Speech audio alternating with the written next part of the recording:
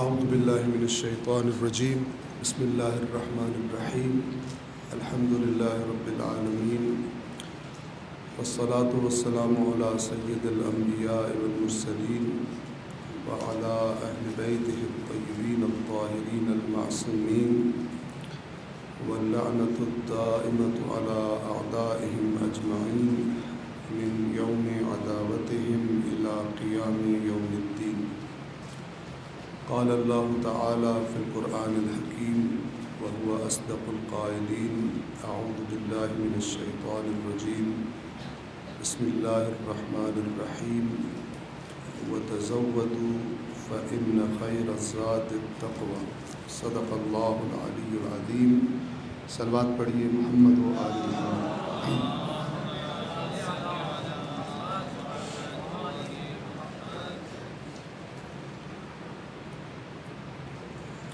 حج کی ان کلاسز کا جو اہتمام کیا گیا ہے، ہم سب کے ذہن میں اس کا جو بنیادی مقصد ہے وہ واضح ہونا چاہیے،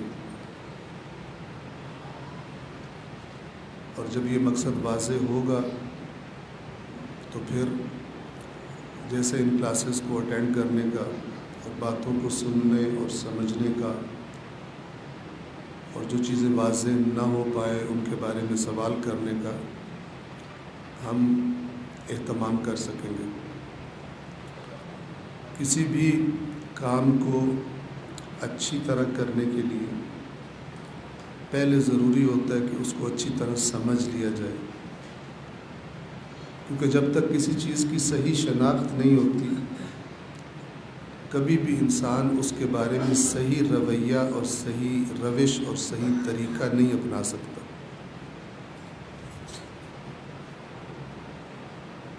تمام عبادات اسی طرح سے ہیں، لیکن بالخصوص جو عبادت ہمارے سامنے ہے اور ہمیں درپیش ہے،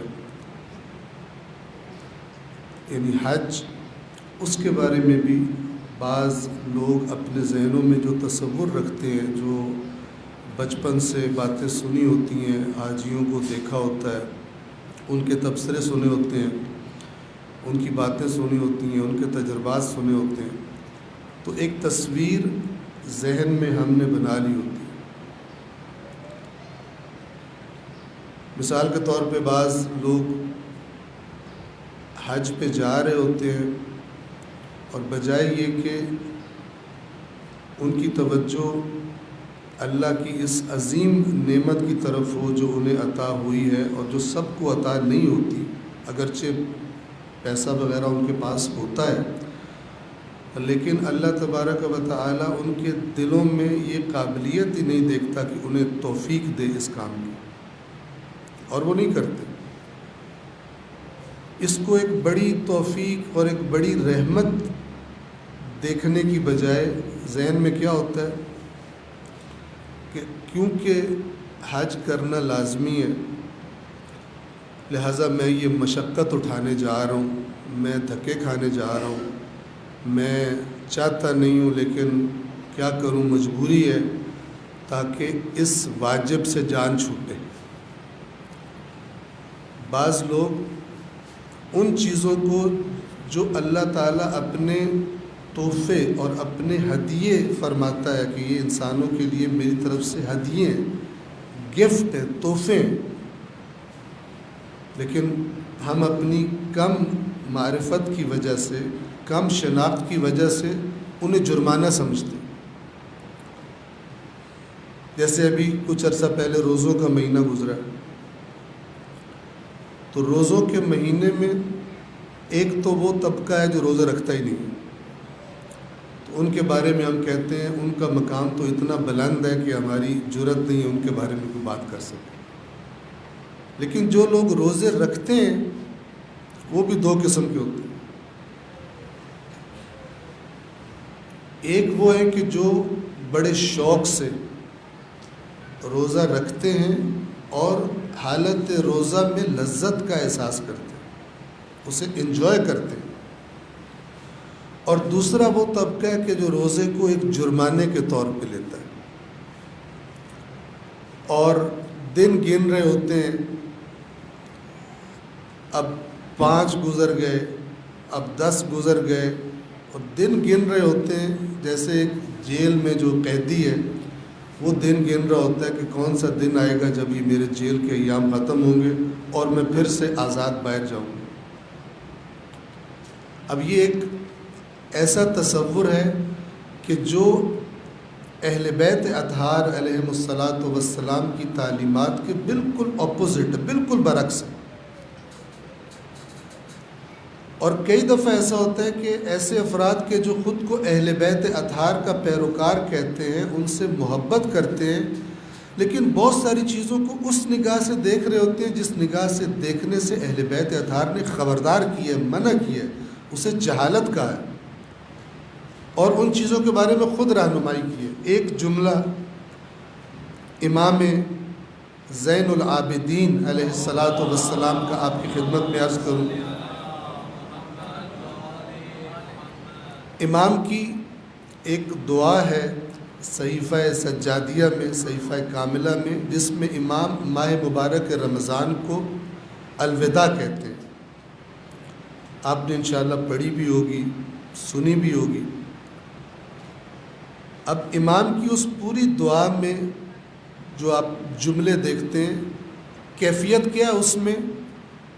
جیسے ایک انسان اپنے بہت ہی قریبی دوست سے جدا ہونے والا،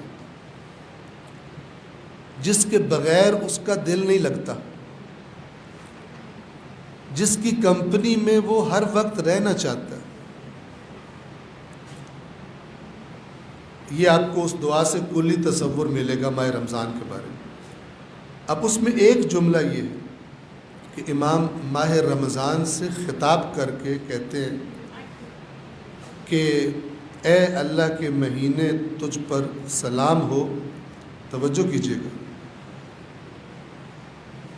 مجرموں کے لیے تو کتنا طولانی لمبا تھا، اور اللہ کے نیک بندوں کے لیے تو کتنا مختصر تھا۔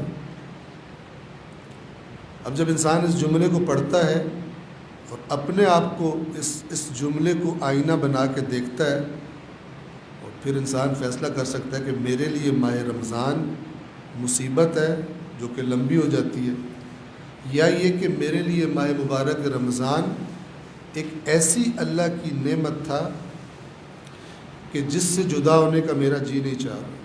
اور امام اس کی تعریفیں کرتے کہتے تو ایسا دوست تھا کہ جب تک تو رہا ہمارے ساتھ ہمارے گناہ تو نے ختم کر دیے، تیرے وجود کی وجہ سے ہمارے گناہ ختم ہو گئے، کم ہو گئے، اور تیرے وجود کی وجہ سے ہماری نیکیاں زیادہ ہو گئی، اللہ کی فرما برداری زیادہ ہو گئی۔ اب اس نگاہ سے ماہ رمضان کو دیکھنا، یہ کہاں اور یہ کہاں کہ کب ماہ رمضان ختم ہوگا، عید آئے گی، چاند کا اعلان ہوگا۔ لہٰذا اس دفعہ معجزاتی طور پہ 30 روزے قوم نے کر دیے، ورنہ آپ کو پتہ ہے 29واں روزہ ختم ہوتا ہے، پوری رات جاگ کے زور لگاتی ہے ساری قوم کہ چاند کو کھینچ کے بھی نکالو تاکہ 30واں نہ رکھنا پڑے۔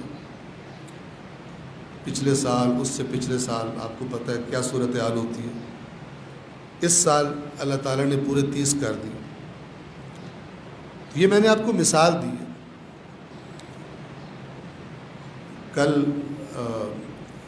11 ذی القعدہ تھی، ایک بڑا باسعادت دن تھا، ولادت باسعادت امام رضا علیہ الصلاۃ والسلام تھی۔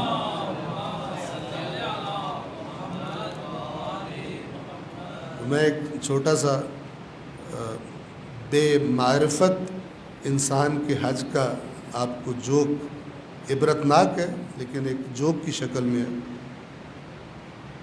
تو حج کرنے کے لیے کوئی گیا دیہاتی آدمی، اور حج پہ گیا، ظاہر ہے بہت سارا اسے چلنا پڑا۔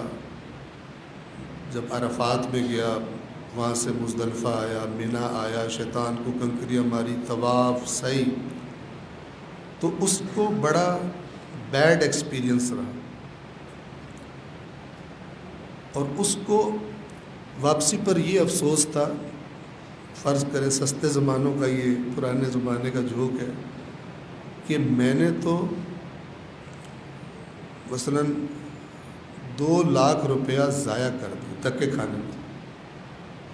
2 لاکھ بھرے، کیا ملا مجھے؟ دھکے ملے مختلف میدانوں کی، مختلف سختیاں مجھے برداشت کرنی پڑی. تو وہ جب واپس آیا تو اسے پتہ چلا کہ اس کے کسی دوست کی بھینس مر گئی. تو دیہاتوں میں رواج ہوتا ہے جب کسی کی بھینس وغیرہ مرے تو افسوس کرنے جاتے ہیں. تو وہ اپنے دوست کو افسوس کرنے گیا اور جب دیکھا کہ وہ بہت ہی اداس بیٹھا ہوا ہے بھینس کے دکھ میں، تو اس نے کہا کہ کتنے کی بھینس تھی؟ اس نے کہا کہ جناب 1 لاکھ روپے کی بھینس تھی، بڑا زبردست دودھ دیتی تھی اور کیا زبردست بھینس تھی. کہتا ہے تو 1 لاکھ روپے کو رو رہا ہے، میں 2 لاکھ کا بیڑا غرق کر کے آیا ہوں حج میں، میں تجھ سے زیادہ دکھی ہوں. اب یہ جو کانسیپٹ ہے حج کے بارے میں، اللہ نہ کرے کہ ہم میں سے کسی کے ذہن میں یہ کانسیپٹ لے کے حج پہ جائیں. جو معرفت لے کر جائیں گے انشاءاللہ، جو روایات آپ کی خدمت میں عرض کی جائیں گی، اس میں یہ بھی شامل ہے کہ انسان کو کسی بھی نیک عمل کا جو اجر ہے اس کے علم اور اس کی معرفت کے مطابق ملتا ہے. بے معرفت انسان کی 2 رکعت کوئی موازنہ ہی نہیں ہے با معرفت انسان کی 2 رکعت نماز. بعض روایات میں اس طرح کہا گیا کہ اس کی یعنی با معرفت انسان کی 2 رکعت نماز بے معرفت کی 1000 رکعت نماز سے افضل. اللہ تبارک و تعالی کوانٹٹی پر اتنا زور نہیں دیتے جتنا کوالٹی پر کام کی زور دیتے. سورہ ملک کی ایک آیت ہے، پہلی اور دوسری آیت کے جو عام طور پر جب مجلس ترحیم ہوتی ہے تو یہ آیات پڑھی جاتی ہیں. تبارک الذی بیدہ الملک وہو علی کل شیء قدیر الذی خلق الموت والحیاۃ لیبلوکم ایکم احسن عملا وہو العزیز الغفور. اللہ فرماتا ہے وہ ذات کہ جس نے موت اور زندگی کو خلق کیا ہے تاکہ تمہاری آزمائش کرے کہ تم میں سے عمل کے اعتبار سے احسن کون ہے. احسن یعنی خوبصورت ترین بہترین عمل کس کا ہے. تو اس آیت کریمہ کی تفسیر میں امام جعفر صادق علیہ السلام فرماتے ہیں کہ دیکھو اللہ نے یہ نہیں فرمایا کہ اللہ دیکھنا چاہتا ہے کون زیادہ عمل کرتا ہے. ایکم اکثر عملا، زیادہ کثیر عمل کس کا ہے، کون ڈھیر لگا رہا ہے، اتنی نمازیں پڑھ رہا ہے، کون ڈھیروں تسبیحیں پڑھ رہا ہے، کون ڈھیروں روزے رکھ رہا ہے. اللہ یہ نہیں دیکھنا چاہتا، بلکہ اللہ نے فرمایا ہے ایکم احسن عملا، کہ جب کوئی تم میں سے عمل کرتا ہے بہترین عمل کون کرتا ہے، کوالٹی کیسی ہے اس کے عمل کی، اس کے مطابق تمہیں اجر اور ثواب ملے گا. نہ کہ تم ڈھیر لگا دو، یعنی بظاہر ڈھیر لگا دیے، طواف کر کر کر کر کے مثلا ڈھیر لگا دیے طواف کا، لیکن دوران طواف وہی دنیا کے خیالات، وہی دنیا کی آرزوئیں، وہی پروردگار کی طرف توجہ کم ہے، لیکن چکر بہت زیادہ لگائے، قدم بہت زیادہ اٹھائے. ٹھیک ہے اجر ملے گا، ثواب ملے گا، لیکن وہ نہیں ملے گا جو احسن عمل کا ملتا ہے. ایک لفظ آپ سنتے ہیں عمل صالح، الا الذین آمنوا وعملوا الصالحات. تو عمل صالح کا آپ نے کیا ترجمہ سنا ہوا؟ نیک عمل. لیکن در حقیقت جو اس لفظ کا صحیح معنی ہے وہ قابل توجہ ہے، آپ توجہ فرمائیں. عمل صالح کسے کہتے ہیں؟ دیکھیں ہمارے ذمہ کوئی کام لگایا جائے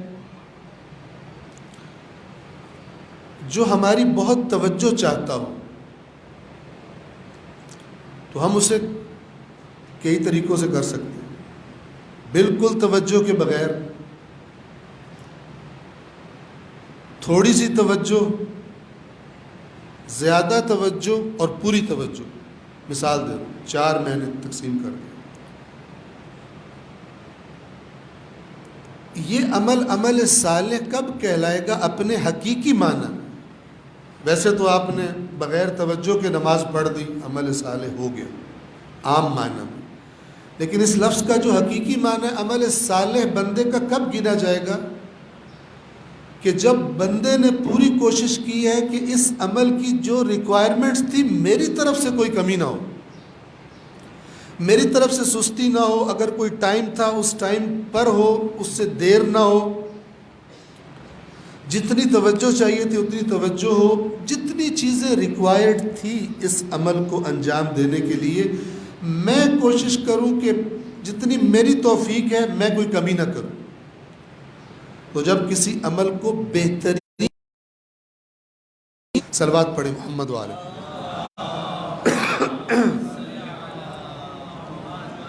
میں آپ کی خدمت میں پہلے ایک کلی تصویر حج کی اور حج کے مختلف مناسک کی آپ کی خدمت میں عرض کر دوں، اور پھر انشاءاللہ ان کلاسز میں تدریجاً ہم 2 پہلوؤں سے جن مناسک کے، جن اعمال کے نام لیے جا رہے ہیں مناسک حج، اعمال حج کے 2 پہلوؤں سے ان کلاسز میں ہم ان احکام کو، ان اعمال کو آپ کی خدمت میں تفصیل کے ساتھ بیان کریں گے.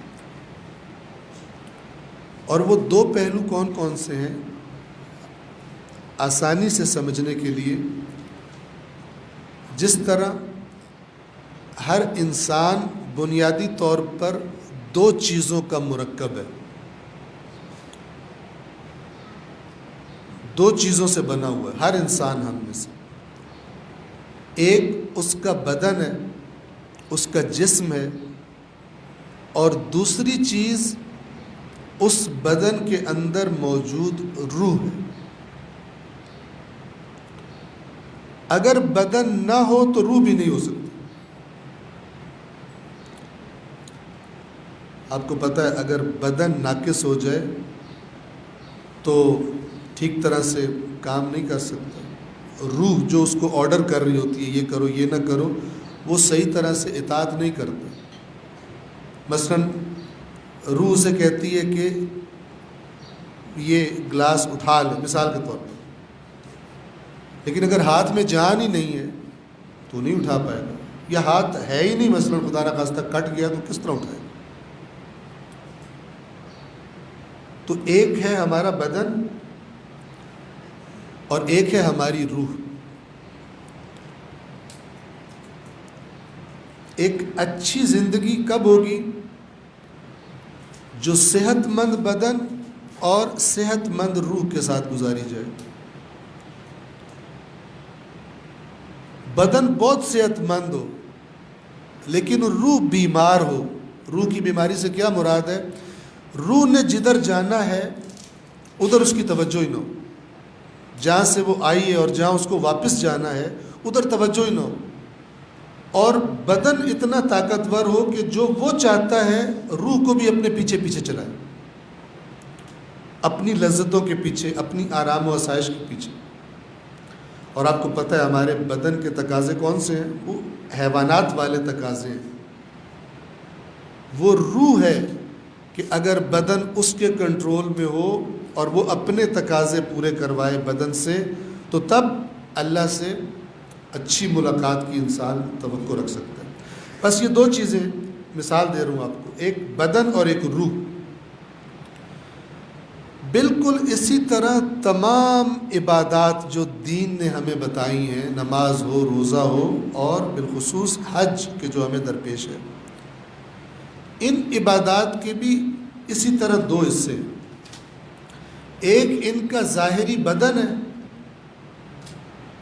اس طرح تکبیرۃ الاحرام ہوگی ہاتھ اٹھا کر، اس طرح قیام ہوگا، اس طرح جھکنا ہے رکوع کہلائے گا، اس طرح پیشانی زمین پہ رکھنی ہے سجدہ کہلائے گا، اس طرح بیٹھنا تشہد کہلائے گا، یہ ظاہر ہے۔ لیکن یہ بدن کب بہترین ہوگا؟ جب اس بدن کے اندر روح بھی بہترین ہو۔ اس نماز کے ظاہری بدن میں روح بھی بہترین ہے، لہذا 2 مرتبے بتائے گئے۔ ایک ہے عبادت کا ادا کر دینا، یہ ایک درجہ ہے۔ ایک درجہ اس سے اوپر کا ہے، اور وہ ہے اس عبادت کا اللہ کی بارگاہ میں قبول ہو جانا۔ اس فرق کو سمجھ لیں، ادائیگی اور قبولیت، یہ دونوں الگ الگ چیزیں۔ ادائیگی کیا ہے؟ ایک بندہ آتا ہے، وضو کرتا ہے، نماز پڑھتا ہے، لیٹ کر کے پڑھتا ہے، بغیر توجہ کے پڑھتا ہے، کہیں کے کہیں خیال جا رہے ہیں، لیکن وہ ظاہری حرکات صحیح طرح سے اس نے انجام دے دی۔ 2 رکعت یا 3 رکعت یا 4 رکعت جو اس پہ واجب تھی فلان ٹائم میں، جو اس کو ٹائم دیا گیا تھا اس کے اندر اس نے پڑھ دی، یہ ادا ہو گئی ہے۔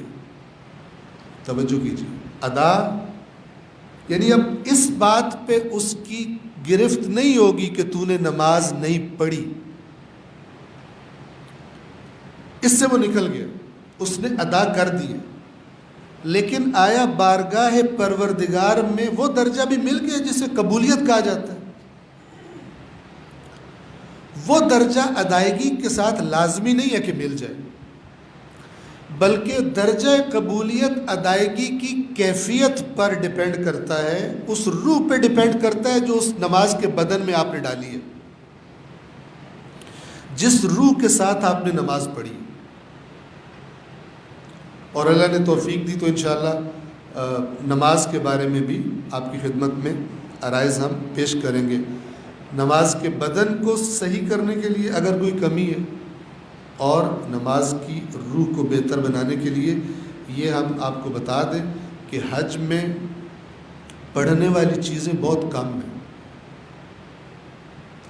1-2 جملے ہیں، لبیک اللہم لبیک لبیک لا شریک لک لبیک ان الحمد والنعمت لک والملک لا شریک لک لبیک، بس جو لازمی ہے۔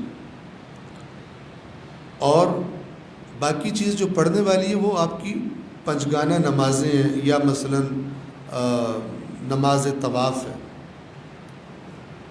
زیادہ تر حج میں کرنے والے کام ہیں، پڑھنے والی چیزیں بہت تھوڑی ہیں، مستحبات بہت ہیں، لیکن واجب کی بات کر رہا ہوں جس کے بغیر حج نہیں ہوتا، وہ بہت کم ہے۔ وہ بھی انشاءاللہ آپ کی خدمت میں ہم عرض کریں گے۔ تو گزارش یہ کر رہا تھا کہ اگر وہ روح نہیں ہے تو قبولیت نہیں ہوگی۔ یہاں پر میرے ذہن میں بھی آ گیا، اور بعض دفعہ ایک حدیث جب مومنین سنتے ہیں تو وہ سوال کرتے ہیں۔ مثلا آپ نے سنا ہوگا، یہ روایات اہل بیت میں ہے کہ اگر کوئی شخص اپنے ماں باپ کو غصے کی نگاہ سے گھورے، اور الفاظ عجیب ہیں، والد نے یا والدہ نے کوئی اس پر ستم کیا ہو، ایک تو ہے نا ستم نہ کیا ہو، ایسے ہی گھور رہا ہو، بعض اولادوں کو جب جوان ہو جاتے ہیں تو والدین سے ایسے ہی الرجی ہونی شروع ہو جاتی ہے، اپنی دنیا کی موج مستی میں ان کو رکاوٹ لگتے ہیں۔ ایک دفعہ ہے کہ والدین کی طرف سے کوئی زیادتی ہوئی ہو، تو اگر کوئی بیٹا یا مثلا بیٹی اپنے والدین کو غصے کی نگاہ سے دیکھے، بولے بھی کچھ نہیں، تو روایت کے لفظ یہ ہیں، اصول کافی کے اندر یہ روایت موجود ہے، حدیث موجود ہے کہ 40 دن اللہ اس کی نماز قبول نہیں کرتا۔ اب سمجھیں اس کو، قبولیت کیا ہے۔ تو لوگ سوال کرتے ہیں کہ وہ نمازیں دوبارہ پڑھنی پڑیں گی 40 دن؟ دوبارہ نہیں پڑھنی پڑیں گی، ادائیگی ہو جاتی ہے۔ اسی طرح شرابی کے بارے میں، کوئی شراب پیے تو 40 دن نماز قبول نہیں ہوتی۔ قبول نہیں ہوتی یعنی اس کا مطلب یہ نہیں ہے کہ ادا نہیں ہوئی. یہ میں آپ کو مثال اس دے رہا ہوں تاکہ دونوں میں فرق کر لیں. اور ادائیگی پر بھی توجہ ہو ہماری حج کی، لیکن قبولیت کی طرف بھی توجہ ہو کہ ہم نے صرف بدن پر توجہ نہیں رکھنی بلکہ اس کے اندر ہم نے کیا ڈالنا ہے، اپنی کیسی توجہ دینی ہے، کس طرح اس کو ادا کرنا ہے تاکہ ہمارا حج شرف قبولیت پا لے. اور ائمہ نے نشانیاں بتائی ہیں. ائمہ نے کیا نہیں بتایا علیہم الصلاۃ والسلام. کسی شخص نے امام سے سوال کیا کہ اے فرزند رسول، میں نے حج کیا ہے، کیا علامت ہے، کس طرح میں جانوں کہ میرا حج قبول ہے؟ حج میرا ادا نہیں ہے بلکہ کیا سوال کیا؟ قبول ہے. تو امام نے فرمایا اگر تیری حج کے بعد کی زندگی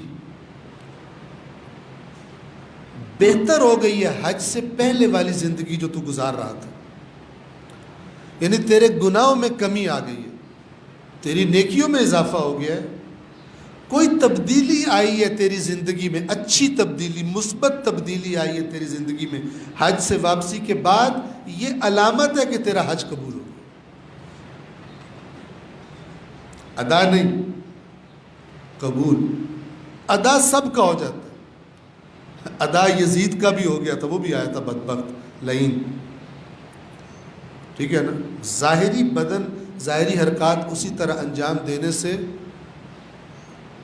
جس کا فسق و فجور میں زندگی گزر رہی ہو اور اسے ترک کرنے کا ارادہ نہ ہو، اس کا بھی ادا ہو جاتا ہے، قبول نہیں ہوتا.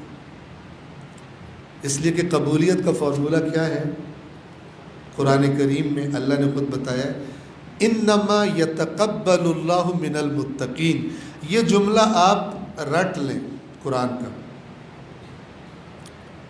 کتنے لفظ ہیں؟ انما یتقبل اللہ من المتقین، 5 لفظ ہیں. اس کا معنی کیا ہے؟ اللہ صرف متقین سے قبول کرتا ہے. ابھی یہ جو میں نے آپ کو حج کی آیات پڑھ کے سنائی، سیکنڈ لاسٹ ان میں جو آیت تھی، سارے جانوروں کا ذکر کر کے قربانی یہ کرو وہ کرو، اینڈ میں اللہ نے کیا فرمایا؟ اللہ کو ان کا گوشت نہیں پہنچتا کہ اللہ دیکھے کس نے زیادہ گوشت والا جانور ذبح کیا. اللہ کو ان کے خون نہیں پہنچتے، اللہ کو تمہارا تقویٰ پہنچتا. اگر تقویٰ پہنچا ہے تو قبول.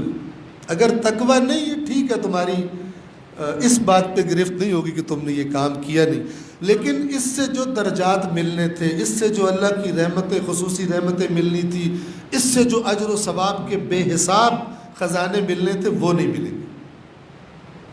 لہٰذا ان دونوں کا فرق آپ اچھی طرح سے ذہن میں رکھ لیں، اور وہ انشاءاللہ فرامین اہل بیت کی روشنی میں عرض بھی کر رہے ہیں. میں نے جو آیت آپ کے سامنے ابھی اس اپنی گفتگو سے پہلے تلاوت کی سورۃ البقرہ میں ہے، اللہ تبارک و تعالی سفر حج کے بارے میں آمادگی کے لیے گائیڈ کر رہا ہے، رہنمائی فرما رہا ہے. سفر حج کی تیاری کیسے کرو؟ تو فرماتا ہے جب یہ سفر کرنے کا ارادہ کر لو، وَتَزَوَّدُوا، زاد راہ جمع کرو. سفر میں دیکھیں کتنا خوبصورت ہے، توجہ سے سنیے. اس سفر میں تمہیں جانا ہے، جو ضروریات ہے راستے کی وہ فراہم کرو، زاد راہ. تو اس سے کیا ذہن میں آتا ہے؟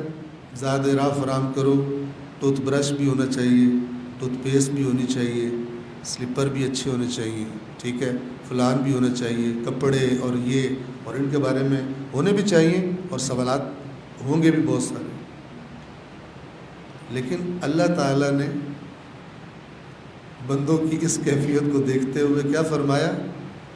زاد راہ فراہم کرو، لیکن ایک زاد راہ میں تمہیں بتا رہا ہوں جو اس سفر کا بہترین زاد راہ ہے، وہ مت بھول جانا.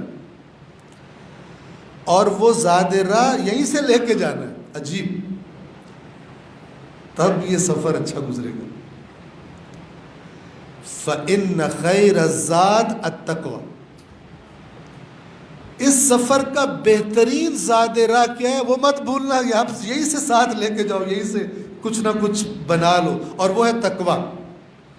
چونکہ اگر اس سے خالی جاؤ گے ادائیگی تو ہو جائے گی، لیکن جو میں تمہیں دینا چاہتا ہوں وہ قابلیت تمہارے اندر نہیں ہوگی، اور اللہ قابلیت والے کو دیتا ہے، اور قابلیت اپنی کم یا زیادہ کرنا یہ انسان کے اللہ نے اختیار میں دی۔ وَتَزَوَّدُوا، اس سفر کے لیے سامان تیار کرو، زاد راہ فراہم کرو۔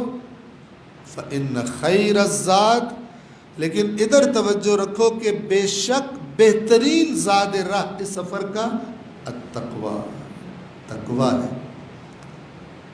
تقویٰ اپنے وجود میں لے کر اس سفر کا آغاز کرو۔ صلوات پڑھیں محمد والے۔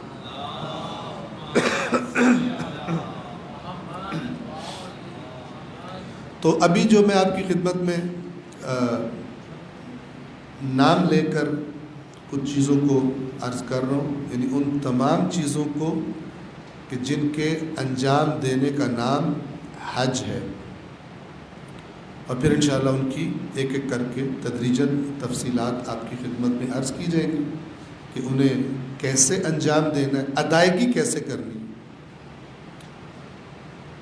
اور ساتھ ساتھ انشاءاللہ ہم آیات قرآن اور فرامین محمد و آل محمد علیہ الصلاۃ والسلام وہ بھی آپ کی خدمت میں بیان کریں گے، تاکہ جن فرامین اور جن آیات میں قبولیت کے بارے میں رہنمائی کی گئی ہے کہ جو ادا کر رہے ہو اس کی قبولیت کے لیے اس بدن کے اندر، اس بدن حج کے اندر کس طرح کی روح ہونی چاہیے تاکہ تمہارا حج انشاءاللہ بہترین حج قرار پائے۔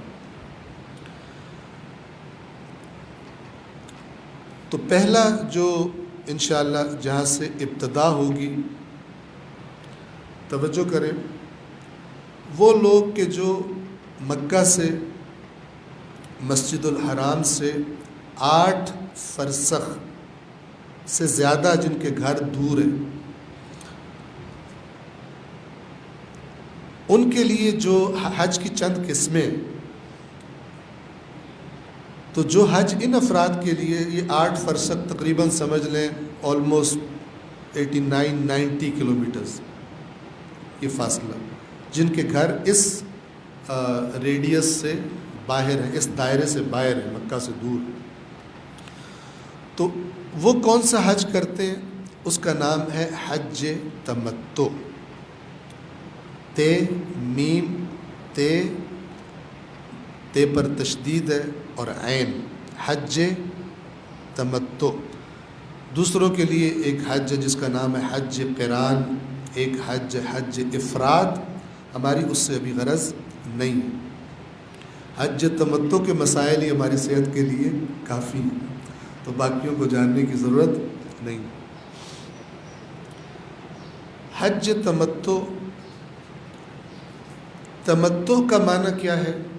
تمتع کا معنی ہے فائدہ اٹھانا یا لذت لینا۔ اس حج کو حج تمتع کیوں کہا جاتا ہے؟ دور سے آنے والوں کے لیے اللہ تبارک و تعالی نے اپنے کرم سے حج اور عمرہ دونوں رکھ دیے، ایک ہی سفر میں دونوں کر لیں۔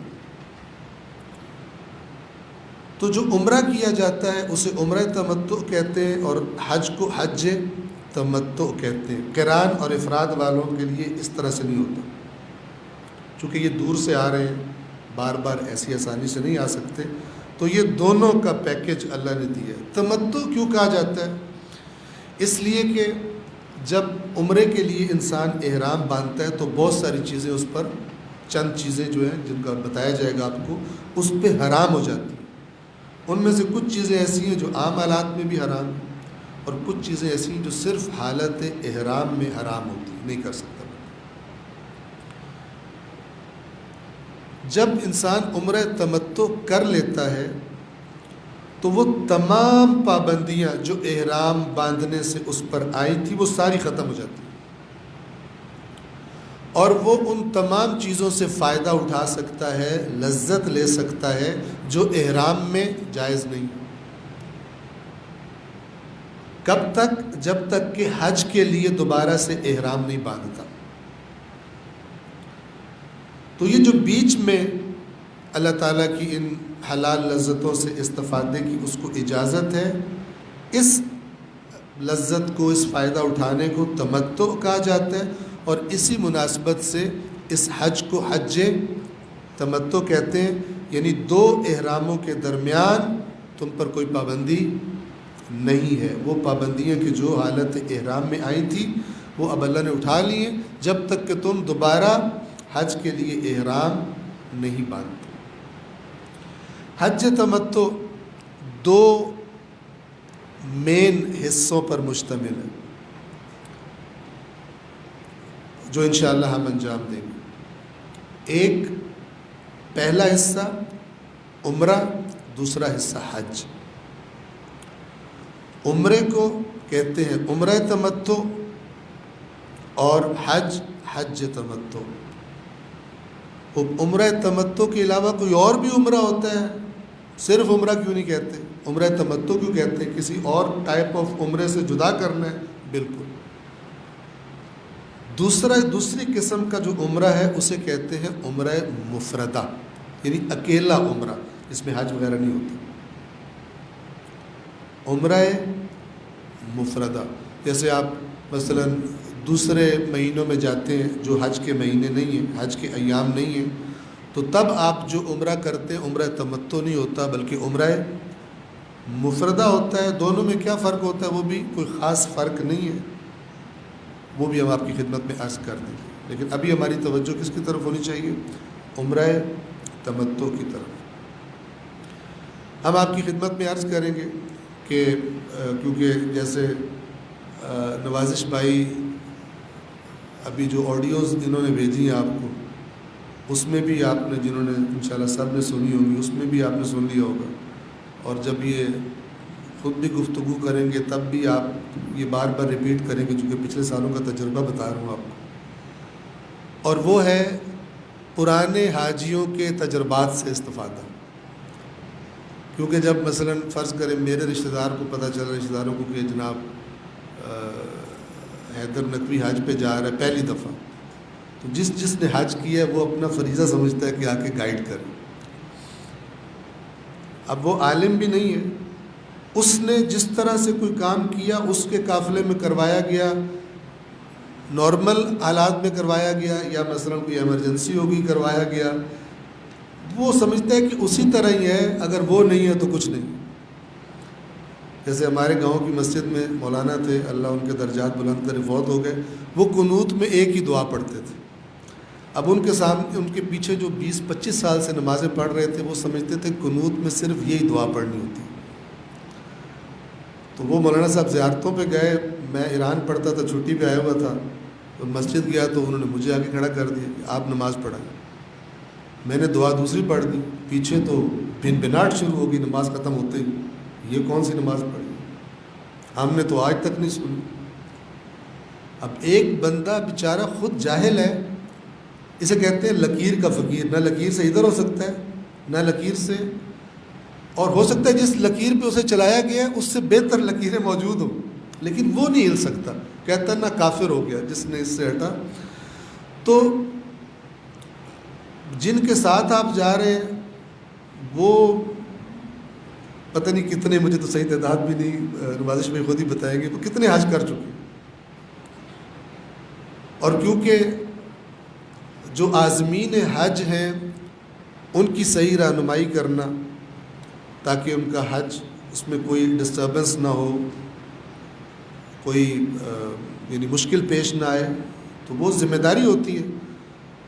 تو علماء کرام سے رابطہ، ان سے رہنمائی، باقی جو انتظامی امور ہیں، ایک حج جس نے کیا ہے یا 2 حج جس نے کیے ہیں، بالیقین ان کا تجربہ بھی زیادہ ہوتا ہے، اور ان کو مشکلات جو پیش آ سکتی ہیں حج پر اس کا اندازہ بھی زیادہ ہوتا ہے۔ اب ایک بندہ وہ ایک حاجی کا حج سن کے آیا ہے، اب ادھر مثلا کلاس میں بیٹھا ہوا ہے، وہ دیکھتا ہے کہ وہ والی قنوت کا تو ذکر ہی نہیں آیا. یہ کیسا حج ہے؟ تو پریشان ہو جاتے ہیں. تو یہ جو سوال ضرور کریں لیکن کوئی ٹینشن نہ لیں کہ جناب مجھے مثلاً ایک حاجی صاحب نے یہ بتایا ہے تو انشاءاللہ رہنمائی کر دی جائے گی.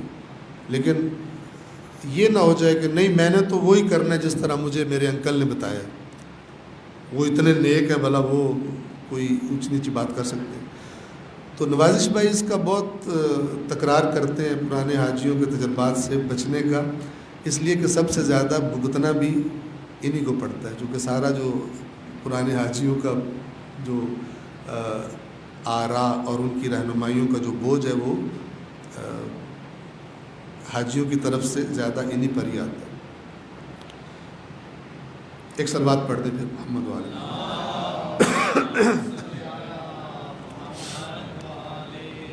تو ہم جب جائیں گے انشاءاللہ عمرہ تمتع سے ہم اپنے حج کا آغاز کریں گے. عمرہ تمتع کن کن چیزوں پر مشتمل ہے؟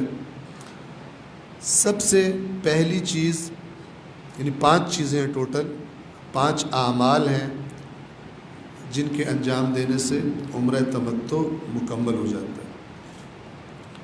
سب سے پہلی چیز احرام.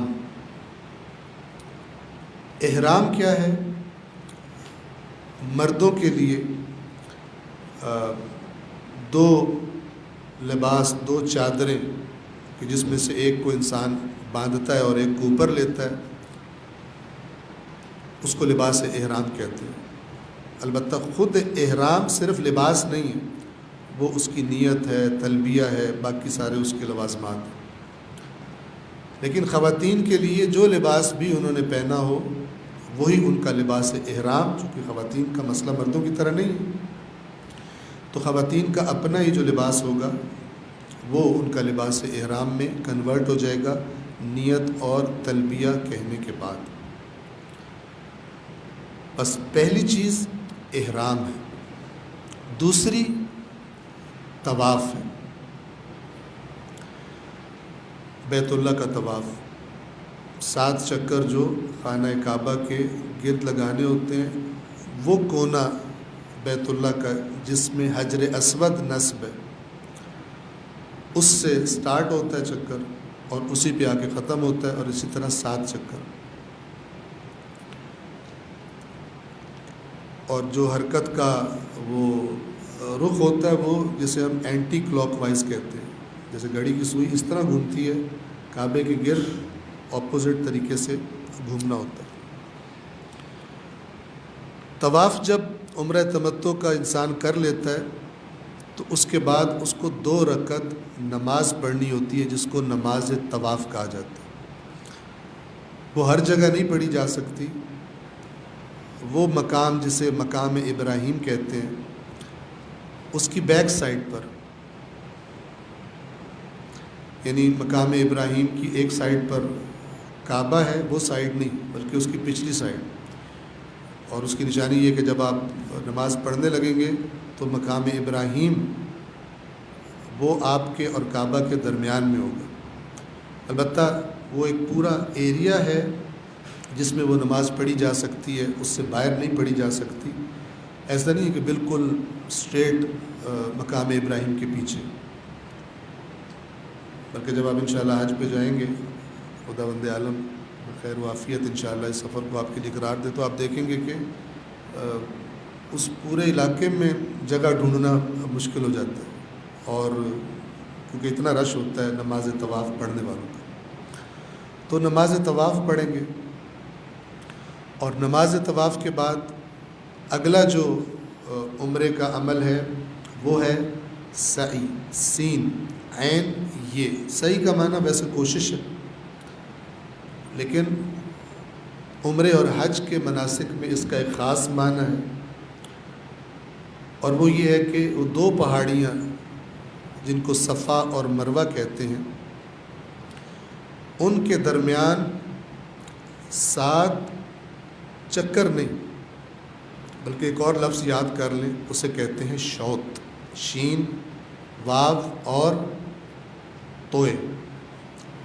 شوط کسے کہتے ہیں؟ مثلاً آپ جب صفا سے شروع کریں گے اور مروہ پہ پہنچیں گے تو ایک شوط آپ کا مکمل ہو جائے گا، پورے چکر کی طرح نہیں ہے، پورے چکر کی طرح نہیں ہے۔ پھر آپ جب واپس آئیں گے مروہ سے صفا کی طرف تو 2 ہو چکے ہوں گے۔ اسی طرح 7 کرنے تو ختم کہاں پر ہوگا؟ مروہ پر، یعنی صحیح شروع ہوتی ہے صفا سے اور اینڈ ہوتی ہے، یہ آنے جانے کے بعد اینڈ کہاں پہ ہوتی ہے؟ مروہ پہ جا کر ختم ہو جاتی ہے۔ صحیح کے بعد 5واں اور آخری عمل جو ہے عمرہ تمتع کا وہ ہے تقصیر، تے قاف 2 نقطوں والا، صاد یہ اور رے۔ تقصیر کرنے والے کو مقصر کہتے ہیں، توجہ فرما رہے ہیں؟ یہ عربی کا لفظ ہے، مختلف کانٹیکسٹ میں مختلف معنی میں استعمال ہوتا ہے۔ تو ہم لوگ چونکہ لفظ مقصر سے الرجک ہیں، تو یہ جو حج والا مقصر ہے اس کے بغیر حج نہیں ہوتا، اور اس کا کوئی تعلق نہیں ہے اس مقصر سے، ٹھیک ہے؟ اصل میں تقصیر کہتے ہیں کمی اور کوتاہی کو، اور ادھر مقصر سے کہتے ہیں جو مثلا اہل بیت اطہار کے بارے میں کمی اور کوتاہی کرے، ان کی شان میں کمی اور کوتاہی کرتا ہو، ان کو ان کے مقام سے نیچے لاتا ہو، وہ مقصر ہے۔ بس کمی کا معنی ذہن میں رکھیں۔ تو جو عمرہ تمتع کا آخری عمل ہے اسے کیوں تقصیر کہتے ہیں؟ اس میں بھی آپ نے تھوڑی سی کمی کرنی ہوتی ہے، یا بالوں میں یا ناخنوں میں، بال کاٹنے ہوتے ہیں تھوڑے سے، اور یا مثلا ناخن، داڑھی کے بال بھی کاٹ سکتے ہیں، سر کے بال بھی کاٹ سکتے ہیں۔ عورتوں کو بھی تقصیر کرنی ہوتی ہے اور مردوں کو بھی تقصیر کرنی ہوتی ہے، اور طریقہ تفصیل سے انشاءاللہ آپ کی خدمت میں عرض کریں گے تمام ان اعمال کا۔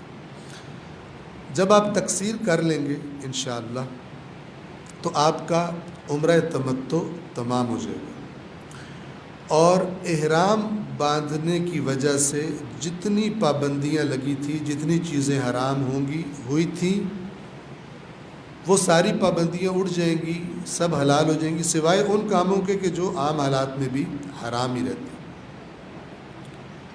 باقی جو پابندیاں لگی تھیں وہ ساری کی ساری اٹھ جائیں گی، اور کب تک وہ پابندیاں اٹھی رہیں گی؟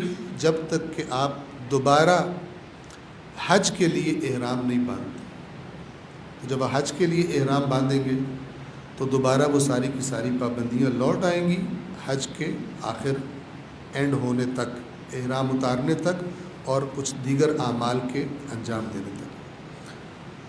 پس احرام،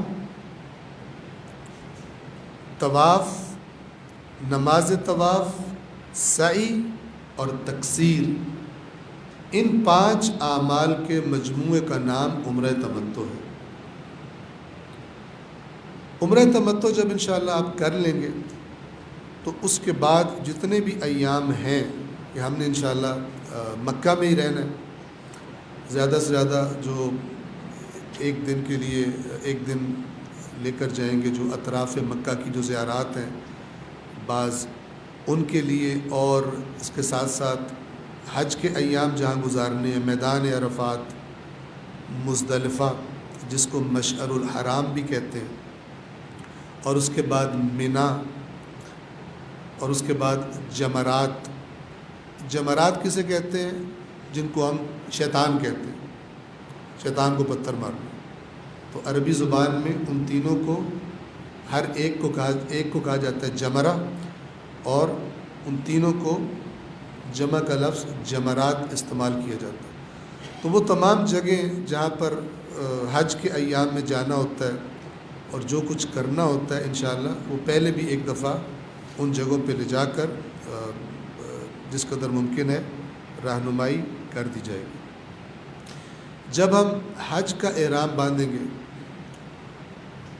حج کا احرام کہاں سے باندھنا ہوتا ہے؟ میں معذرت احرام کے بارے میں بتاتے ہوئے ذہن سے نکل گیا۔ جو آپ عمرہ تمتع کا احرام باندھیں گے وہ میقات سے باندھیں گے۔ میقات اس مقام کو کہتے ہیں کہ جو مختلف اطراف سے جو آ رہے ہوتے ہیں خانہ کعبہ کی طرف، چاروں طرف سے آنے والے، مختلف علاقوں سے آنے والے، ان میں سے ہر ایک کے لیے ایک مقام مقرر کیا گیا ہے کہ وہاں سے وہ احرام باندھیں۔ حج کرنی ہے، عمرہ کرنا ہے، عمرہ تمتع کرنا ہے یا عمرہ مفردہ کرنا ہے، وہاں سے وہ احرام باندھیں۔ تو وہ جو احرام ہم باندھیں گے انشاءاللہ، جو ہمارا میقات ہوگا، اس کا نام ہے جحفہ، جیم ہے حق والا، فے اور جو دوسرا ہے وہ والا جحفہ۔ جحفہ کا جو علاقہ ہے یہ وہی علاقہ ہے کہ جس کے اندر وہ مشہور و معروف مقام ہے جس کو ہم میدان غدیر کہتے ہیں، کہ اللہ کے نبی صلی اللہ علیہ وآلہ وسلم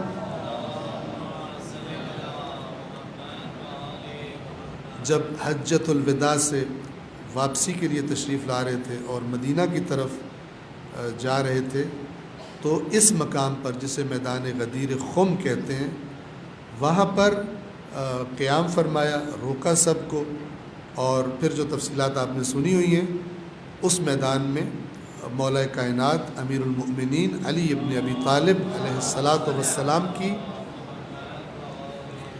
ولایت کا اعلان فرمایا تھا۔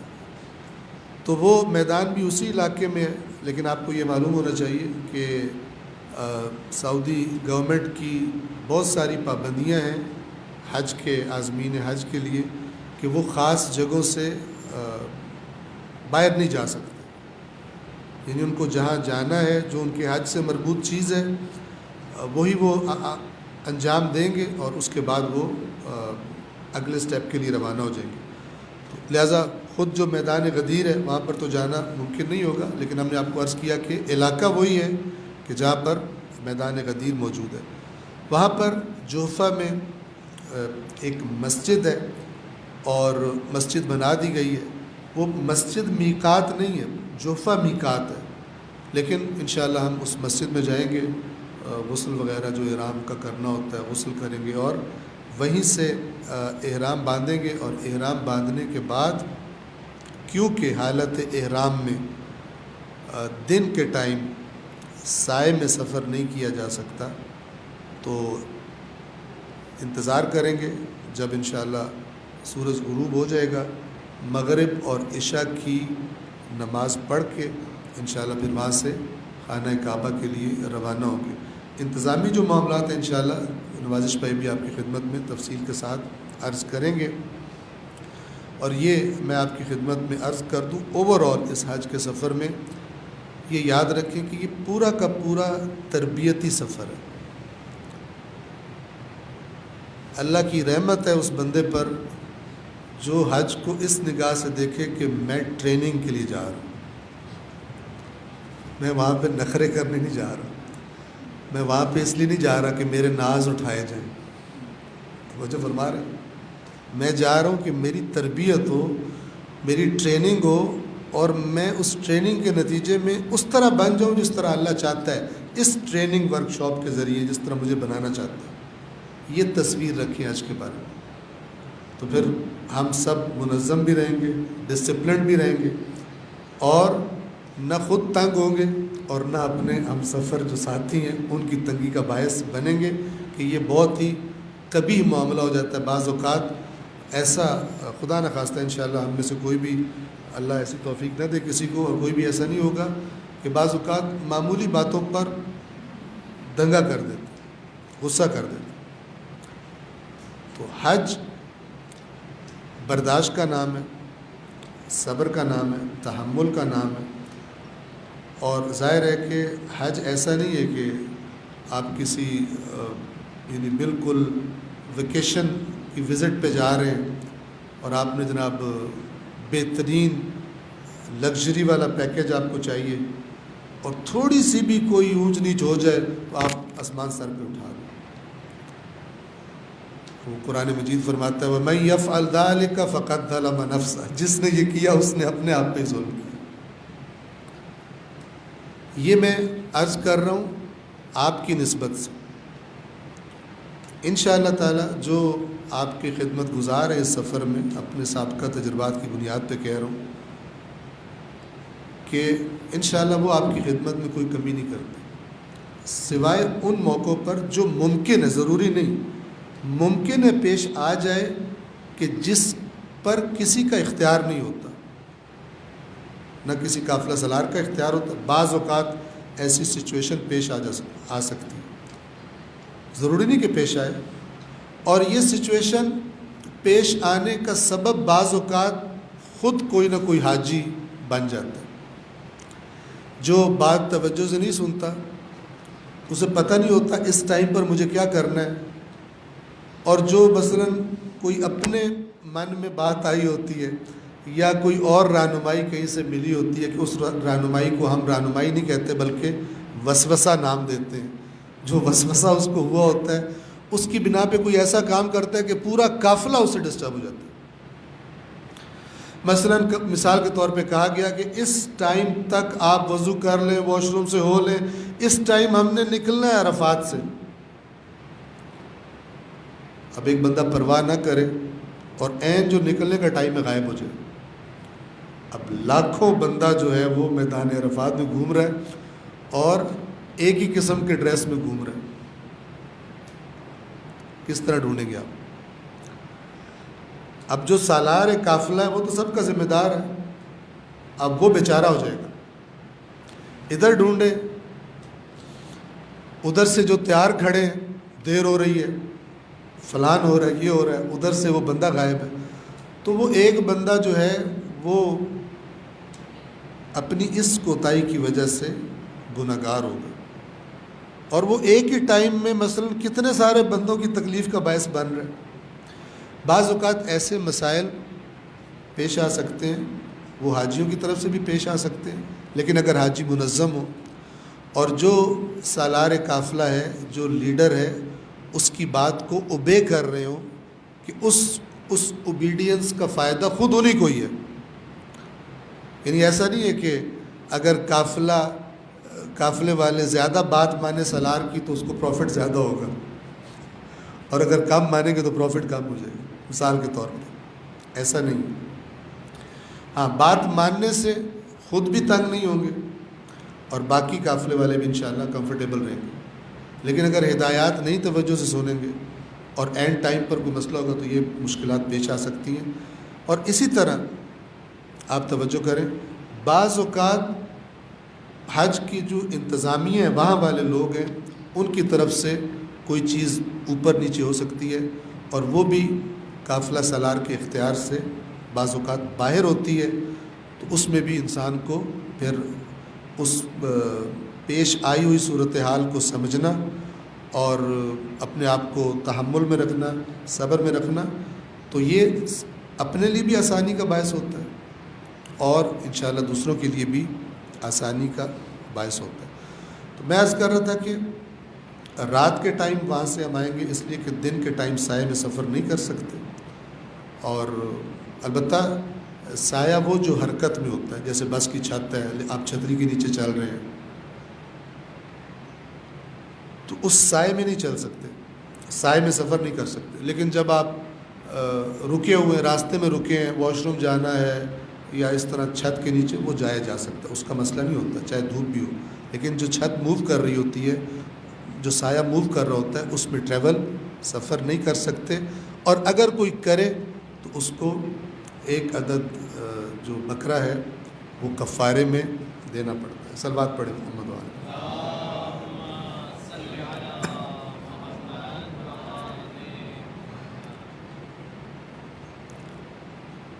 احرام باندھیں گے ہم حج کے لیے، کہاں باندھیں گے؟ کسی میقات پہ نہیں جانا، وہ میقات مکہ ہی ہے، پورا مکہ میقات ہے. لیکن کیونکہ زیادہ مکے میں بھی جو افضل مقام ہے وہ بیت اللہ مسجد الحرام کے اندر ہے، لہذا انشاءاللہ یہی کوشش ہوتی ہے، اور ایسا ہی انشاءاللہ تعالی خدا نے چاہا تو ہوگا کہ ہم 8 ذی الحج اور 9 ذی الحج کی جو درمیانی رات ہوتی ہے جب 8 کا سورج مثلاً غروب ہو جائے گا تو مسجد الحرام میں جا کر ہی انشاءاللہ ہم اس احرام کو باندھیں گے، اور وہ ہمارا حج کا احرام ہوگا کہ جو ہمارے اوپر ہمارے بدن پر رہے گا، اور وہ پابندیاں رہیں گی 9 ذی الحج کو بھی، یعنی تب سے شروع ہو جائیں گی جب سے ہم لبیک کہیں گے، تلبیہ کہیں گے، اور 9 ذی الحج کا پورا دن کہ جو میدان عرفات میں معمولاً گزرتا ہے، اس کے بعد پھر ہم وہاں سے مزدلفہ آئیں گے 9 ذی الحج کے غروب آفتاب کے بعد مزدلفہ آئیں گے اسی احرام میں۔ رات جو ہے وہ مزدلفہ میں مشعر الحرام بھی جسے کہتے ہیں وہاں گزاریں گے، اور جب 10 ذی الحج کا سورج طلوع ہوگا، یعنی فجر کی نماز کا ٹائم ختم ہوگا، سورج کے طلوع ہوتے ہی مزدلفہ سے نکل کر ہم منا میں داخل ہوں گے، جو آپ کی رہنمائی کر دی جائے گی خیموں کی طرف۔ اور پھر عرض کر رہا ہوں کہ جتنا توجہ سے باتیں سنی ہوں گی، ہدایات سنی ہوں گی، اور دوران سفر بھی جتنے متوجہ رہیں گے، ہدایات کو فالو کریں گے، جو ٹائم دیا گیا ہوگا اس ٹائم کے بارے میں احتیاط کریں گے، انشاءاللہ خدا نے چاہا تو کوئی مشکل پیش نہیں آئے گی، سوائے اس زحمت کے کہ جو چلنے کے لیے، اور ظاہر ہے کہ زمین پر لیٹنے کے لیے، اور وہ ساری کرنی پڑتی ہے، اور وہ ہر حاجی کو برداشت کرنا ہوتا ہے۔ منا میں آئیں گے، اور یہ میں آپ کو بتا دوں کہ کب تک احرام ہمارا رہے گا۔ 10ویں کے دن، یعنی 10ویں ذی الحج کے دن جب قربانی وغیرہ، بڑے شیطان کو پتھر مارنے ہوتے ہیں، پھر قربانی ہوتی ہے، اور قربانی کے بعد حلق جسے سر منڈوانا کہتے ہیں مردوں کے لیے، جنہوں نے حلق کروانا ہوتا ہے وہ بھی تفصیل بتا دیں گے، سر منڈوانے والا، اور جنہوں نے حلق کروانا جن کے لیے ضروری نہیں ہے، حلق وہی ہے ہا والا جو اس کے لیے ہم استعمال کرتے ہیں، لیکن عربی میں اس لفظ کا ایک معنی سر منڈوانا ہے۔ سر منڈوانے کے بعد پھر ہم احرام کو اتار دیں گے، زیادہ تر پابندیاں ختم ہو جائیں گی، 1-2 باقی رہیں گی کہ جو آپ کی خدمت میں عرض کر دی جائیں گی۔ تو حج کا پہلا جو عمل ہے وہ احرام ہے۔ ٹوٹل جو ہے 13 اعمال ہیں حج تمتع کے۔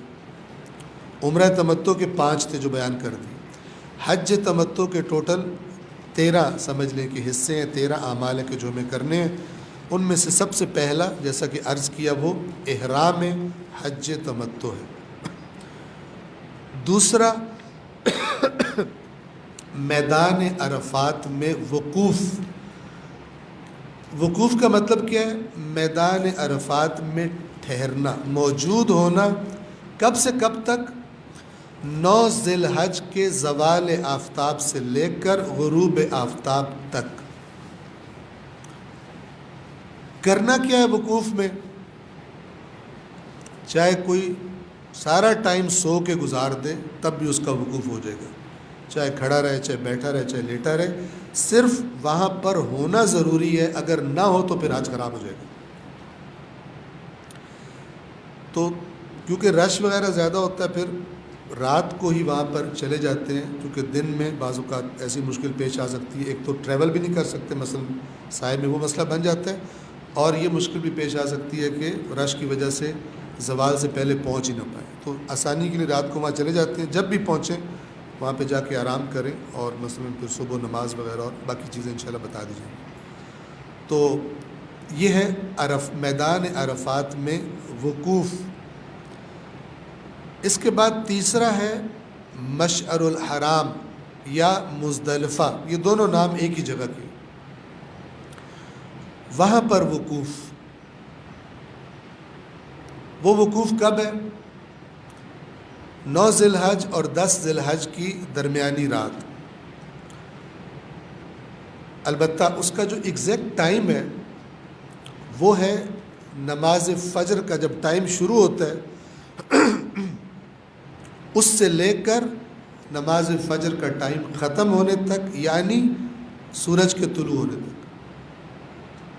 اس ٹائم میں مشعر الحرام میں موجود ہونا، وہاں پر قیام کرنا، اس کو وقوف کہتے ہیں۔ یہ تیسرا۔ چوتھا عمل جو ہے حج تمتع کا، حج کا، وہ ہے جمرہ عقبہ کی رمی کرنا۔ رمی کسے کہتے ہیں؟ پتھر مارنے کو۔ جمرہ کسے کہتے ہیں؟ جسے ہم عام طور پر اردو میں شیطان کہتے ہیں۔ اور عقبہ کسے کہتے ہیں؟ جو سب سے آخر میں ہے اور جس کو عام طور پر بڑا شیطان کہا جاتا ہے۔ جمرات 3 ہیں۔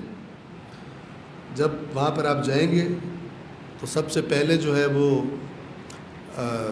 چھوٹا شیطان آئے گا، پھر درمیانہ آئے گا اور پھر سب سے بڑا آئے گا۔ پہلے دن پہلے 2 کو نہیں مارنا ہوتا، 7 کنکریاں جو مارنی ہوتی ہیں وہ بڑے شیطان کو، اس بڑے جمرے کو، جس کو جمرہ عقبہ کہتے ہیں، اس کو جا کر پتھر ماریں گے، اور پتھر مارنے کے بعد واپس اپنے خیموں میں آئیں گے۔ اسے کہتے ہیں رمی جمرہ۔ رمی یعنی پتھر مارنا، جمرہ یعنی آپ کی خدمت میں عرض کرتے ہیں۔ اس کے بعد 5واں عمل وہ ہے قربانی، کہ جو ہر حاجی ایک جانور کی قربانی کرتا ہے۔ اس کی تفصیلات بھی آپ کو بتا دی جائیں گی، اور مختصر یہ ہے کہ ہر حاجی کے لیے تقریباً ممکن ہی نہیں ہوتا کہ وہ جا کر قربانی کر سکے، لہٰذا احکام حج میں شریعت نے یہ سہولت رکھی ہے کہ آپ کسی کو قربانی کے لیے اپنا نائب بنا سکتے ہیں، اسے اپنا وکیل بنا سکتے ہیں۔ تو وہ بھی انشاءاللہ آپ کو بتا دیا جائے گا۔ عام طور پر ایک قربانی کمیٹی تشکیل دی جاتی ہے، جس میں کچھ افراد وہ والنٹیئرز بنتے ہیں، اور وہ پھر اس کمیٹی کو باقی حاجی اپنی وکالت دے دیتے ہیں، اور وہ چونکہ خاص جگہ ہیں جہاں پر جا کے جانور ذبح کرنے ہوتے ہیں، اور ایک پرمشقت اور ایک سخت پروسیس ہے، تو وہ لوگ وہاں پہ جاتے ہیں اور ایک ایک حاجی کے نام پر جانور کو ذبح کیا جاتا ہے، اور پھر جن کی قربانی ہو جائے ان کو پھر بتا دیا جاتا ہے، اس لسٹ کو خیموں میں اناؤنس کر دیا جاتا ہے۔ یہ قربانی کا عمل ہے۔ اس کے بعد قربانی جب ہو جائے اس کے بعد، پہلے نہیں، قربانی کے بعد چھٹا جو عمل ہے وہ ہے حلق یا تقصیر۔ حلق کہتے ہیں سر منڈوانے کو، اور تقصیر آپ کو پہلے بتا دیا کہ اپنے بالوں میں سے تھوڑے سے بال کاٹ دینا، اتنا کہ دیکھنے والے کو لگے کہ یہاں سے بال کٹے ہوئے۔ چونکہ بعض لوگوں کو دنیا میں سب سے پیاری چیز اپنے بال ہی ہوتے ہیں، تو ہم نے بعض ایسے افراد کو دیکھا ہے کہ پورے مناسک میں کہیں توجہ نہیں ہوتی، بالوں کا ہی پوچھ رہے ہوتے ہیں، طریقے نکال رہے ہوتے ہیں کہ بال یوں کریں تو اتنے کر دیں تو کافی ہے، نہ کریں تو کوئی کفارہ دے لیں، بال نہیں کٹوانا۔ بہرحال آپ دیکھیں گے کہ حج میں بنیادی طور پر حج نام ہے اس بات کی ٹریننگ کا کہ اپنی خواہشات کو اللہ کی خواہش پہ قربان کر دو، یعنی یہ تربیت ہے۔ اب کوئی بندہ وہاں بھی اپنی خواہشات ہے، میں نے یہ نہیں کرنا، کیوں نہیں کرنا؟ میرا دل نہیں کرتا، مثال کے طور پر۔ تو یہ دل جو ہے بندے کا، یہ والا دل کہ جو اس کام کا کرتا ہے جو اللہ نے نہیں کہا ہوا، اور اس کام کا نہیں کرتا جو اللہ نے کہا ہوا، تو یہ والا دل جو ہے اس کو نفس امارہ کہتے ہیں، اور اسی کو کنٹرول کرنے کے لیے اللہ نے بہت سارے پروگرام دیے ہیں شریعت میں، اور ان میں سے ایک بڑا پروگرام اس کا نام حج ہے۔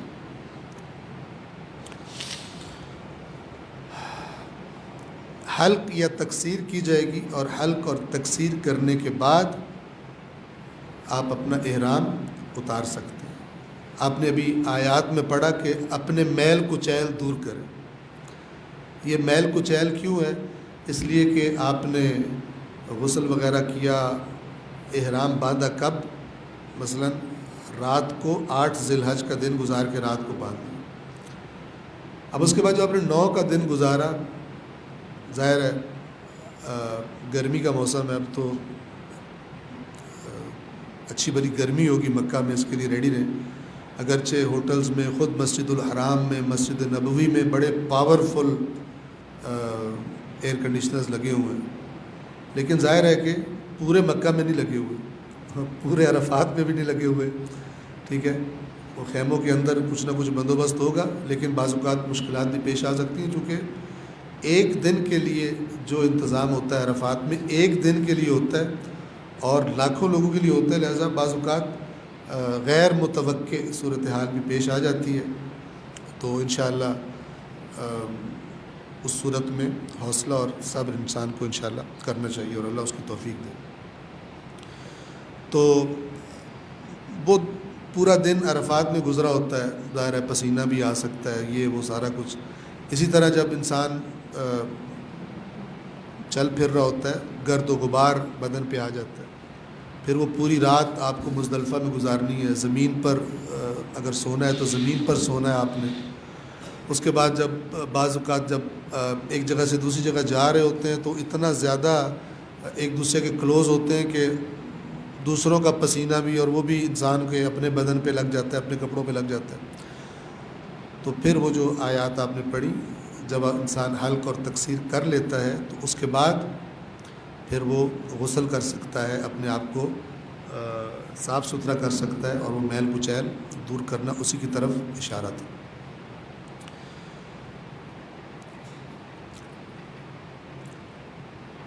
یہ کام جب ہم کر لیں گے، اس کے بعد کچھ چیزیں جن کو اعمال مکہ کہتے ہیں، مکہ کے اعمال. مکہ کے اعمال میں کیا کیا چیز ہے؟ وہی چیزیں ہیں جو عمرہ تمتع میں تھی، جو مسجد الحرام میں کی تھی، صرف ان کی نیت بدل جائے گی. پہلے جب آپ طواف کر رہے تھے آپ نے نیت کی تھی میں عمرہ تمتع کا طواف کر رہا ہوں. اب جب آپ جائیں گے نیت کیا کریں گے؟ حج تمتع کا طواف کر رہا ہوں. اسی طرح نماز طواف، اسی طرح سعی، اسی طرح اب تقصیر نہیں ہوگی چونکہ وہ آپ کر چکے ہیں. کہاں پر؟ مینا میں. مینا سے آ کر مکہ میں یہ اعمال انجام دیں گے. تو سنتے جائیے. 7ویں نمبر پر طواف حج. البتہ یہ یاد رکھیں کہ یہاں پر جو ترتیب بتائی جا رہی ہے، یہ ترتیب اسی طرح لحاظ کرنا ضروری نہیں ہے. وہ جس طرح آسانی ہوتی ہے ان اعمال کے لیے کب کرنے ہیں وہ انشاءاللہ آپ کی رہنمائی کر دی جائے گی اور کروائے جائیں گے. طواف حج جیسے طواف عمرہ تھا، طواف حج 7 نمبر. 8 نمبر نماز طواف حج. 9 نمبر سعی بین صفا اور مروہ، لیکن وہ عمرے کی سعی تھی، یہ حج کی سعی ہوگی. تقصیر نہیں ہوگی کیونکہ تقصیر آپ آلریڈی مینا میں کر چکے ہوں یا حلق کر چکے ہوں. ایک چیز جو ایڈ ہو جائے گی اور وہ ایک اور طواف ہے جس کو طواف النساء کہتے ہیں. طواف النساء جب آپ نے احرام باندھا تھا عمرہ تمتع کا تو وہ چند چیزیں جو حرام ہو گئی تھی ان میں سے ایک حرمت یہ تھی کہ شوہر اپنی بیوی کے لیے حرام اور بیوی اپنے شوہر کے لیے حرام. نہ صرف یہ کہ شوہر بیوی حرام، بلکہ اگر کوئی کنوارا ہے یا مثلاً طلاق یافتہ ہے یا مثلاً بیگم فوت ہو گئی ہے یا دوسری طرف سے بھی اس طرح، فرق نہیں ہے. طواف نساء انجام دینے تک عورتیں بھی اور مرد بھی دونوں کے لیے، مردوں کے لیے عورت حلال نہیں ہے، عورتیں حلال نہیں ہیں، عورتوں کے لیے مرد حلال نہیں، یعنی نکاح بھی نہیں کر سکتے اگر طواف النساء نہ کیا ہو. بعد میں بھی شادی کوئی کنوارا گیا ہے اور طواف النساء نہیں کر کے آیا تو جب تک نہیں کرتا کنوارا ہی رہے گا، ٹھیک ہے. اور اگر شادی شدہ نہیں کرتے مثال کے طور پر تو وہ میاں بیوی یعنی ایک دوسرے پر حرام رہیں گے. تو اس طواف کو کہتے ہیں طواف النساء. ہوتا کیسے؟ اسی طرح ہوتا ہے جس طرح پہلے طواف تھے، صرف نیت کیا ہوتی ہے؟ طواف النساء کرتا ہوں. حج تمتع کا طواف النساء کرتا ہوں یا کرتی ہوں قربتاً اللہ. طواف ہوگا اور طواف کے بعد نماز طواف النساء 2 رکعت ہوتی ہے، جیسے فجر کی نماز پڑھنی ہوتی ہے. تمام نماز ہائے طواف وہ ایک ہی شکل کی، صرف ان کی نیتوں میں فرق ہوتا ہے. طواف النساء، نماز طواف النساء. اس کے بعد البتہ یہ بعد نہیں ہو سکتا، یہ پہلے ہو چکا ہو. ایک اور عمل ہے حج کا ضروری عمل، اسے کہتے ہیں بیتوتہ. بے یہ تے واو تے ہے. بیتوتہ کہتے ہیں رات گزارنے کو. لیکن حج میں بیتوتہ کسے کہا جاتا ہے؟ منا میں رات گزارنا. رات کا کتنا ٹائم گزارنا ہے وہ آپ کو تفصیلات بتا دی جائیں گی. اور یہ بیتوتہ کون کون سی راتوں میں ہوتا ہے؟ 10ویں کا دن گزار کر 11ویں کی شب، اور 11ویں کا دن گزار کر 12ویں ذی الحجہ کی شب. یہ 2 راتیں بیتوتہ کی راتیں ہیں کہ جس میں منا میں رات گزاری جاتی ہے. البتہ ایک چیز اس کا آلٹرنیٹ ہے کہ وہ انشاءاللہ اگر اس میں سہولت دیکھی گئی تو وہ آپ کو ایکسپلین کر دی جائے گی. اور اس کی طرف اشارہ کر دوں کہ اس کا آلٹرنیٹ یہ ہوتا ہے کہ آپ مکہ میں رہیں، اگر منا میں نہیں ہیں تو مکہ میں رہیں، لیکن ابتدائے شب سے لے کر فجر کے ٹائم تک عبادت میں مشغول رہیں، سوائے ضروری کاموں کے جیسے واش روم جانا ہے، دوبارہ وضو کرنا ہے، یا مثلا بہت زیادہ کوئی پرابلم ہو رہی ہے تو کچھ مثلا کھا لی ہے. لیکن اس کے علاوہ باقی آپ کا پورا ٹائم عبادت میں گزرے. تو اس میں یہ کیا جاتا ہے کہ جو اعمال مکہ ہیں، اگر اس طرح کا پلان بن جائے وہاں کے حالات کے مطابق، تو پھر وہ شب جو ہے وہ اس سے ہم منا میں رہنے کی جگہ اعمال مکہ آ کر انجام دے لیں. تو وہ آلٹرنیٹ ہے منا میں بیتوتہ کرنے کا. تو کم سے کم ایک رات تو وہیں پہ رہیں گے، اور دوسری رات جو ہے وہ ہو سکتا ہے کہ اعمال مکہ کرنے کے لیے بیت اللہ میں آ جائیں اور وہاں پر یہ اعمال انجام دیں. تو یہ ہے بیتوتہ. اور آخری چیز جو ہے جو شروع 10ویں سے ہی ہو جائے گی وہ ہے رمی جمرات، شیطانوں کو کنکریاں مارنا. جو ہم نے عرض کیا تھا پہلے دن صرف بڑے شیطان کو، 10ویں ذی الحج کو، 11ویں اور 12ویں کو تینوں کو ساتھ ساتھ کنکریاں مارنی ہوتی ہیں. پہلے چھوٹے کو، پھر درمیانے کو، اور پھر بڑے کو. وہ بھی انشاءاللہ گروپ کی شکل میں جیسا کہ بتایا جائے گا جا کر انشاءاللہ اسے انجام دیا جائے گا. یہ جن اعمال کے آپ کو نام بتائے گئے، یہ انجام انشاءاللہ دینے کے بعد حج جو ہے وہ مکمل ہو جاتا ہے. اور اللہ تعالیٰ سے دعا ہے کہ بخیر و عافیت ہمیں ان تمام مناسک کو انجام دینے کی توفیق بھی عطا فرمائے، اور ادا کرنے کی بھی توفیق دے، اور اس طرح ادا کرنے کی توفیق دے کہ ہمارا حج اس کی بارگاہ اقدس میں قبول قرار پائے. یہ تو لازمی چیزیں تھیں.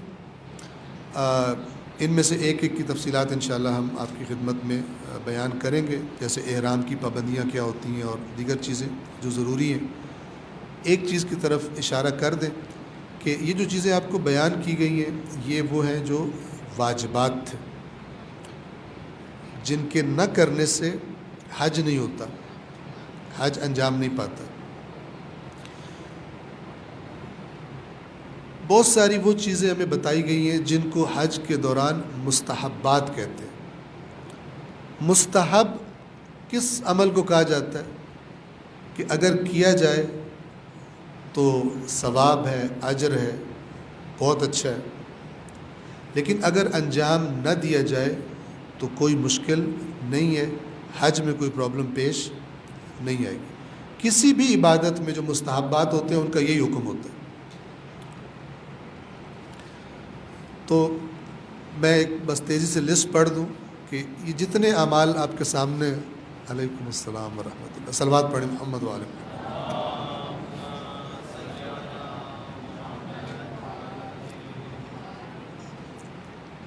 مستحبات کے ساتھ ساتھ کچھ چیزیں ایسی ہوتی ہیں جنہیں مکروہات کہا جاتا ہے. جیسے واجب کے مقابلے میں حرام ہے، اسی طرح مستحب کے مقابلے میں مکروہ ہے. مکروہ جسے نہ کرنا بہتر ہے، اجتناب کرنا، ایوائڈ کرنا اس کا بہتر ہے، لیکن اگر ہو جائے تو کوئی حرج نہیں. ناپسندیدہ ہے، اللہ کو پسند نہیں ہے، شریعت مقدس کو پسند نہیں ہے. مستحبات احرام ہیں، اسی طرح مکروہات احرام ہیں. اسی طرح مسجد الحرام میں داخل ہونے کے آداب ہیں کہ جو انشاءاللہ کروائے جائیں گے داخل ہونے سے پہلے. طواف کے کچھ مستحبات ہیں، اسی طرح نماز طواف کے مستحبات ہیں، اسی طرح سعی کے کچھ مستحبات ہیں، وقوف عرفات کے کچھ مستحبات ہیں، مشعر الحرام یا مزدلفہ کے وقوف کے کچھ مستحبات ہیں، رمی جمرات کے مستحبات ہیں، قربانی کے مستحبات ہیں، منا کے میں جب قیام ہوتا ہے اس کے مستحبات ہیں، اور اسی طرح خود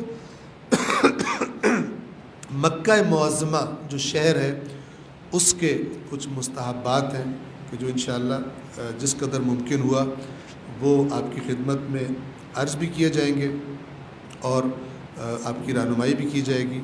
اور وہ جو انشاءاللہ کتابچے آپ کو دیے جا رہے ہیں وہ ان کے اندر ان میں سے بہت ساری چیزیں درج بھی ہیں کہ آپ سے یہ التماس ہوگی کہ انشاءاللہ جو بکس کتابچے آپ کو دیے جا رہے ہیں خاص طور پر جو ضروری والی چیزیں ہیں جو حج اور عمرے کے اعمال سے مربوط ہیں، مناسک سے مربوط ہیں، ان کا ضرور مطالعہ کریں. آپ یہاں سے سن رہے بھی ہیں، آپ خود بھی پڑھیں، اور زیادہ چیزیں واضح ہو جائیں گی.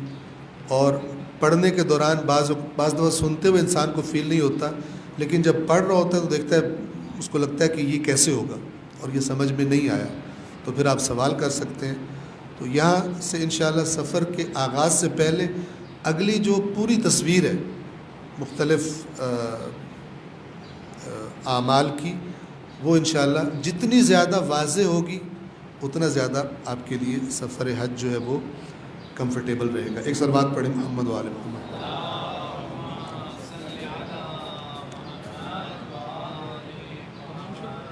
آج کے لیے اتنا کافی ہے.